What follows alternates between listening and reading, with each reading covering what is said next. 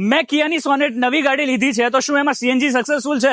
જી હા દોસ્તો, મારુતિ ઓટો કેસમાં આપનું સ્વાગત છે. અને આ તમે જોઈ શકો છો કિયા સોનેટ છે, એકદમ પેટીપેક નવી ગાડી છે. અને આ ગાડીની અંદર આપણે સીએનજી કિટ ફિટ કરી દીધી છે. કઈ કિટ ફિટ કરી છે અહીંયા તમે જોઈ શકો છો કે મિલાનોની સિક્વન્શિયલ કિટ આપણે આ ગાડીની અંદર ફિટ કરી છે.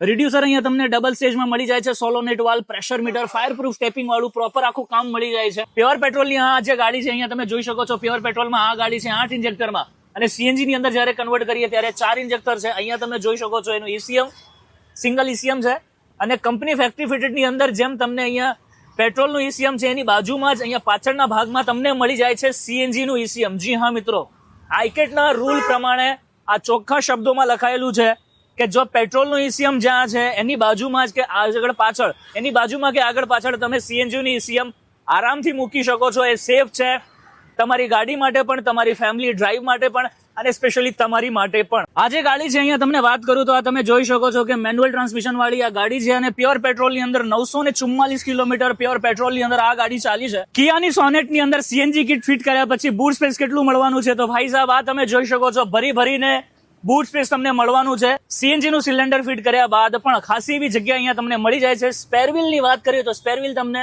કંપની પોઝિશન ની અંદર જે તમારું સ્પેર વ્હીલ છે એ જ પોઝિશનમાં રહેવાનું છે, અને ઉપરની અહીંયા જગ્યા તમને ખાસી એવી મળી જાય છે.